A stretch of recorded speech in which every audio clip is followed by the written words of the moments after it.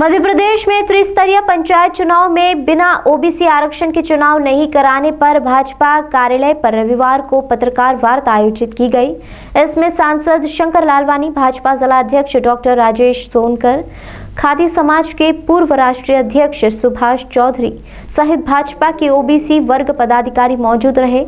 सांसद शंकर लालवानी ने बताया कि मध्य प्रदेश में त्रिस्तरीय पंचायत चुनाव में बिना पिछड़ा वर्ग के चुनाव संपन्न करवाने का जो संकट उत्पन्न हुआ, उसमें कांग्रेस नेताओं की भूमिका रही। सांसद ने पूर्व मुख्यमंत्री कमलनाथ पर भी आरोप लगाए हैं। उन्होंने कहा कि कांग्रेस ने मध्य प्रदेश की आधी आबादी को धोखा देने का काम किया है। इसीलिए तो हम आपके बीच में आए कि जो भ्रम की चीज स्थिति कांग्रेस पैदा कर रही है, अगर कांग्रेस पहले ही बता देती 51% ओबीसी है तो 27% हो जाता। वो 27% बढ़ता के 14% पे ले आई। इसीलिए स्थिति हुई ना। अगर वो विधानसभा में बता देती कि 51% है तो 27% आरक्षण हो जाता। उन्होंने बताया 27% और फिर कोर्ट ने 14% करा। तो ये धोखा दिया ना उनके साथ, ओबीसी वालों के साथ। यही तो हम बता रहे हैं लोगों को कि गलती कहाँ हुई, कौन कर रहा है, कौन गया सुप्रीम कोर्ट। भाई हमारे लोग तो नहीं गए ना, वही गए ना। क्यों प्रक्रिया रोकी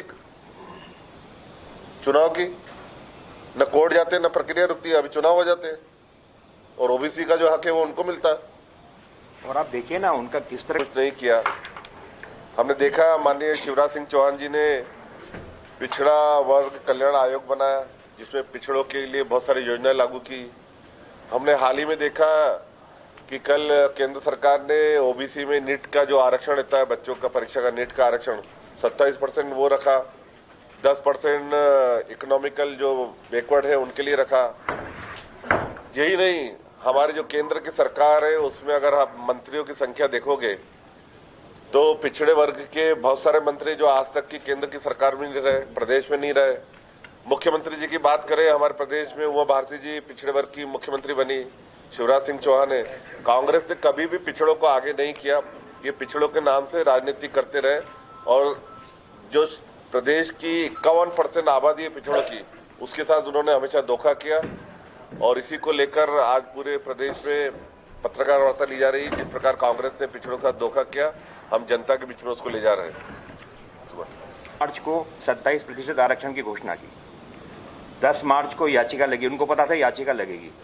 19 मार्च तक न एडवोकेट जनरल को कोर्ट में भेजा, न उस मामले को सुप्रीम कोर्ट में लगे, कुछ नहीं। ये उनको पता था कि किस तरह से होगा और उसको उस पर छोड़ दिया। इधर 27% जनसंख्या बताई, 51% को 27% बताई, 27% आरक्षण की घोषणा कर दी। उसके बाद उसको कोर्ट में जाके सरकार ने उसका न एडवोकेट जनरल को भेजा, न ये किया। मतलब हमारे सामने स्पष्ट आ रहा है ना कि कांग्रेस ने पूरा षड्यंत्रपूर्वक किया, डेलिबरेटली करना चाह रहे थे। वही हम जनता के बीच में आपके माध्यम से ले जा रहे हैं कि भ्रम की स्थिति दूर हो जो कांग्रेस फैला रही है।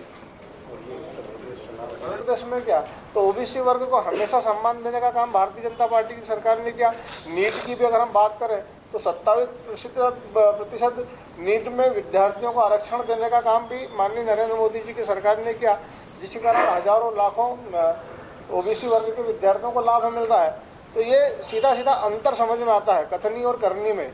आज ओबीसी वर्ग के साथ पूरी ईमानदारी के साथ भारतीय जनता पार्टी की सरकार खड़ी है। माननीय प्रधानमंत्री जी, माननीय मुख्यमंत्री जी ने जब जो वादा किया हमने उसको पूरा किया।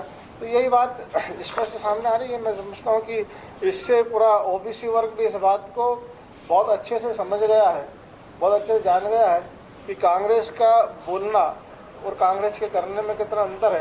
कांग्रेस की कहीं ना कहीं एक गुप्त एजेंडा को लेकर काम कर रही है कि सत्ता नहीं तो अराजकता की ओर।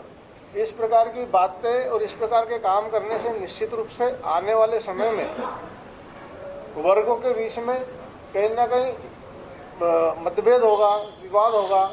और यही कांग्रेस चाहती है कि उसका उदाहरण अभी माननीय प्रधानमंत्री जी का जो काफिला पंजाब में जिस प्रकार से रोकने का काम किया कि अगर हमको सत्ता नहीं मिलती तो अराजकता की ओर बढ़ जाए, राज नहीं तो अराजक बन जाए।